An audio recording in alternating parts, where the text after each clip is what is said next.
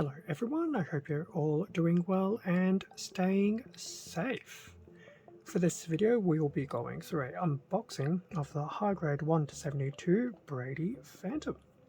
And the Brady Phantom is out of Kyoukai Senki, and this particular kit was released back in 2022 by Bandai, so it's only about a year old, give or take. I did get this kit from Popular in Japan, so I have a link to the Brady Phantom in the description below. So getting straight into it, because we've done a few of these Kyoukai Senki unboxings as of late. Front of the box for the Brady Phantom. Very interesting looking kit. Now I actually can't tell what the full design is based on the front of the box, but clearly I must have liked it because here we are. Interestingly enough, on the front of the box, I believe that is the Kenbu. So it does make me wonder if it's supposed to be a antagonist suit slash character. Anyway, front of the box looks like we'll be also sporting a bit of a primary dark blue as its color scheme. In terms of the bottom of the box, front and rear shot of the Brady Phantom, just looking at it.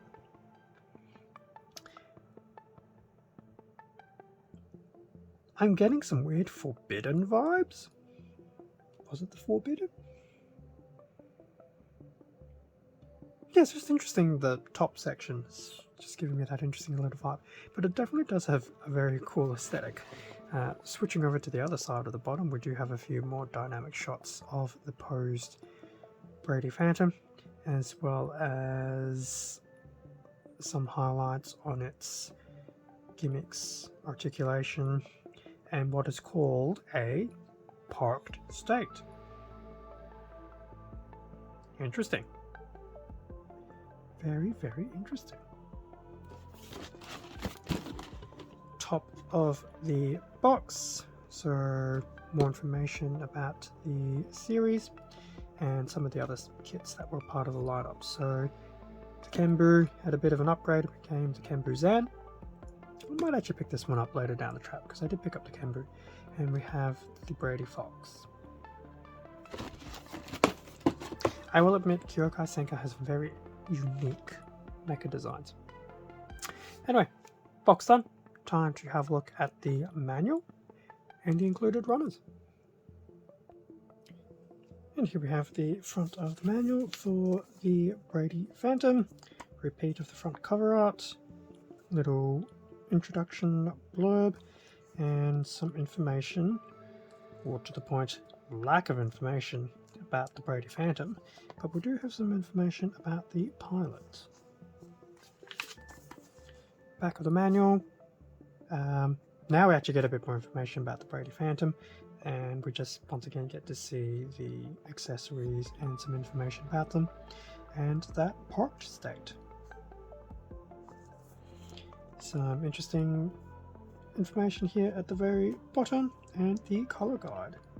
Now the color guide will be very interesting because it does look like there's two different blues. So there's a bit of a bluey purple, I just said midnight blue, and a bit of a darker blue. In fact, maybe the darker blue is more of the midnight blue, and then we have a lighter blue. Either way, that dark blue reminds me of Games Workshop Midnight Blue. Fantastic color. Confusing color, but fantastic. I do miss it. I think I used it when I was doing my Bridge Children. Parts list, which we'll get through in a minute. And then pretty much the usual build steps for one of these Amaims. Really likes to go through the legs first. I also like how it's actually highlighted some of the movable points, and that's a lot of movable points. Basically, legs, waist, the main body, going to the arms. Actually, these kits really do build kind of in the way that I build kits. From the arms, hands, the head I think is actually included within the main body, and then we go through the various weapons and things like that. Transformation to the landing form, so the quote-unquote parked state. Rifle assembly. Looking at that rifle, you'd almost swear it was something out of IBO. Yeah, definitely very interesting looking. Oh, here's another section for the complete assembly. Which definitely be very fun to build. It's different, which is and I think, was it the ghost that I mentioned? Some of the mecha design.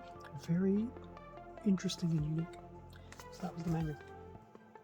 Oddly enough, no sticker sheet. There'll be 3 A runners, so starting with A1, we have this, all in a nice dark grey, I believe. Or dark brown. Dark grey, dark brown, really can't tell, especially with this current lighting. What else do we have? We have A2, still in the same dark grey colour. At least that's what I believe it is to be. And then lastly we have A3, which I do feel is a bit of a carbon copy of A1.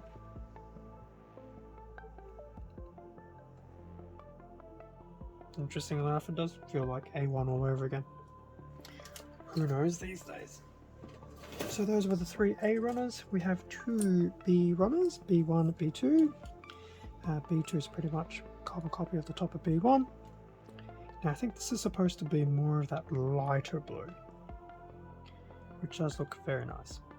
Do have some nice detailing options here and there, nothing too heavy, but panel line will definitely help bring some of that out very nicely. Now, C runners, what do we have? We have a C1 and a C2. So I think C1 is now moving into that more darker blue. And C2, no, I take that back. That is not a C runner. My apologies, I'm confusing people. There's a single C runner, C1, and that's in the darker blue, I believe. The other runner I just took out is actually a G runner. Does that mean there's 2 G runners? 3 actually. D1 in a much lighter grey. Smaller runner. And this is going to be the interesting part. So we do have some G runners. Gs 1, 2 and 3. But they're the multicolour runners. So here's G1. We do have this dark grey. We have what I think feels like a very lavender blue / purple. In fact, it does feel more like lavender. And then the darker blue, midnight blue type pieces there. So that's G1.